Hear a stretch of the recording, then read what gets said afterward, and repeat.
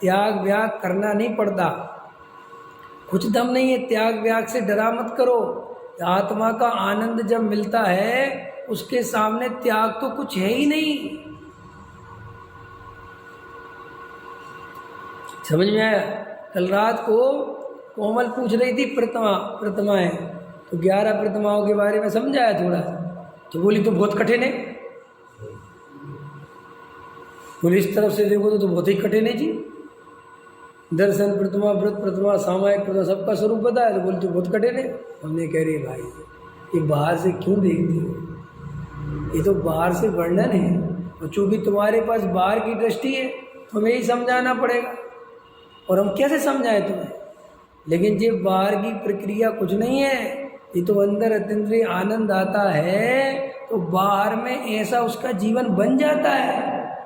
जैसे कोई दूर से किसी स्त्री को देखता है, माँ के रूप में देखता है कि वो बच्चे की पोटी साफ कर रही है, गोदी में लिए हुए है, भाई वो मलमूत्र कर रहा है, फिर दूध पिला रही है, फिर उसको साफ कर रही है, फिर नहा धुला रही है, फिर उसका दूध बना रही है, फिर दूध गर्म कर रही है, फिर दूध में चीनी कम है फिर ज़्यादा है, वो बच्चा रो रहा है, उसके पेट में दर्द है, पता नहीं कितना कितना कष्ट दिख रहा कि नहीं दिख रहा, दिख रहा ना इतना कष्ट। तो जिसने माँ पने की फीलिंग नहीं करी मुझे तो माँ नहीं बनना। समझ में? देखो स्त्री इस सब अवस्थाओं को देखती है, देखती कि नहीं देखती? मैंने नंद हो तो भाभी के बच्चा हुआ तो सब देखती ना, मेरी भाभी कितनी परेशान होती है, तो उस समय क्या बोलती है, मैं तो ना मेरे बस की तो ना, मैं तो बच्चा बिल्कुल नहीं करनी। और जैसे ही शादी होती है साल 6 महीने वो खुद ही हुड़क लगने लगती है, बच्चा हो जाए।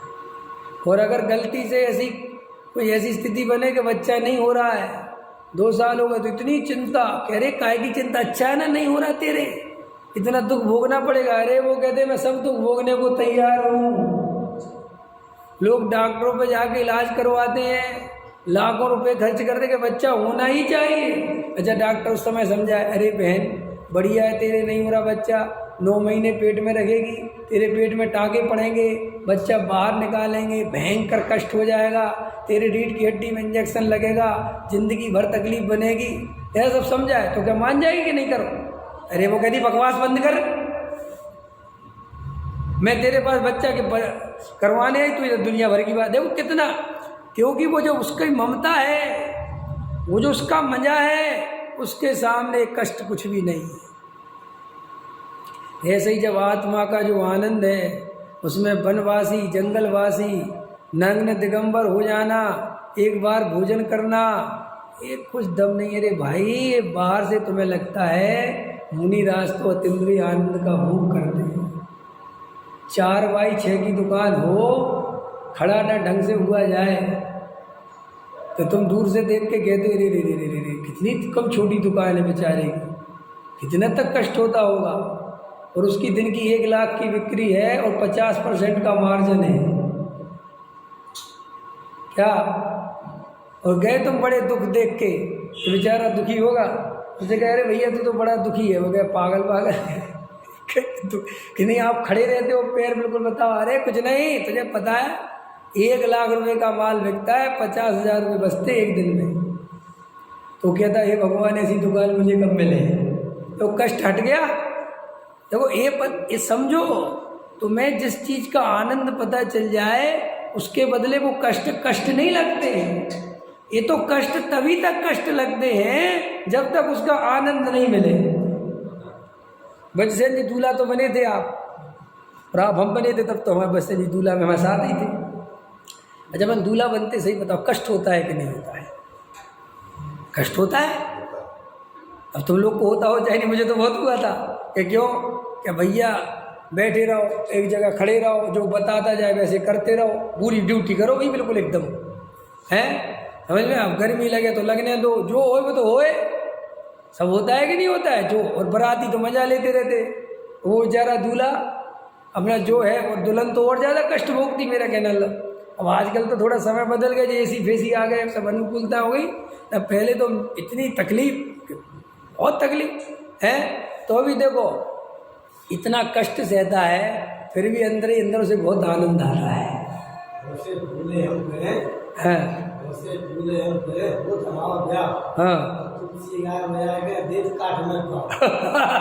समझ में आया क्या कह रहे हैं बच्चन जी के? बड़े खुश हो रहे हैं, बड़े आनंद हो रहे हैं कि हमारा ब्याह हो रहा है।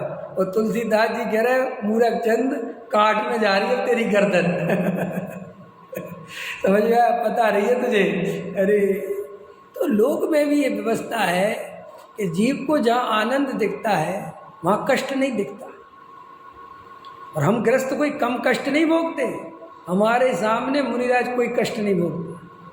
मुनिराज को पत्नी को मनाना नहीं पड़ता। यहाँ पूछो कितना बड़ा कठिन काम है। मुनिराज को गिड़गिड़ाना नहीं पड़ता। यहाँ पूछो कितना गिड़गिड़ाना पड़ता।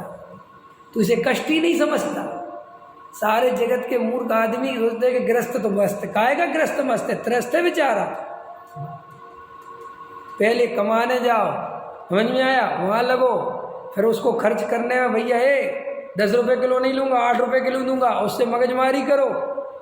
वहाँ पहले कमाने में मगजमारी करो, फिर घर पे आओ तो उनकी सुनो, क्या कितनी देर कर दी तुमने आने में। भैया कितनों की नौकरी बजाता है। और मुनिराज हम तो बैठे अपनी मौज सो, ऐसे बैठे।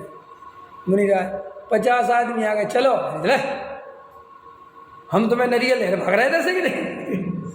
है मुनिराज के सामने कोई ऐसी बातें करे, हम तो ये देखे वो देखे, चले कहाँ चले, हम अपने बस्ते बैठे गए। अपन को तो देखो, अब जानते हैं ना कि हम रागी दोषी हैं, तो पता हम लोगों से लोग कैसी बात करते हैं। पंडित जी आपको आना है क्या? भैया अम्मी आप आए रे, बहुत भीड़ है, आपका भजन भी करा देंगे। कुल्लम कुल्ला कहता है तू रागी है, तू कसाई है, मुझे पता है तेरी नब्ज। जैसे गवैया वाला पंडित हो ना, 2 तरह के पंडित होते, एक गाने वाला और एक प्रवचन करने वाला। तो पता गाने वाले से कहता है, अरे पंडित जी बहुत बढ़िया विधान है, पूरा म्यूजिशियन बुलाया, आपको मजा आ जाएगा गाने में, बढ़िया, और आपकी रिकॉर्डिंग भी करा देंगे। ठीक है ठीक है ठीक है, आ रहे हैं। और एक पंडित जी से कहो, वो पंडित के हम नहीं आ रहे, अरे पंडित जी पछताओगे बाद में कि हम क्यों नहीं गए। वो तो हमने आपको फोन किया है, हमने कई पंडित छोड़ दिए, कई तो उल्टा हमसे आना चाह रहे थे, हमने कहा नहीं हम तो विवेक जी को बुलाएंगे, आ जाओ जल्दी दौड़ के, और बढ़िया 100-200 आदमी 300 आदमी प्रवचन सुनेगा आपका। हाँ तो ऐसा मुनिराज के साथ कर सकते हो ऐसा व्यवहार। और अगर मुनिराज के साथ ऐसा व्यवहार कर सकते हो और मुनिराज तुम्हारे इस व्यवहार से खुश हो जाते हैं तो वे मुनिराज ही नहीं है,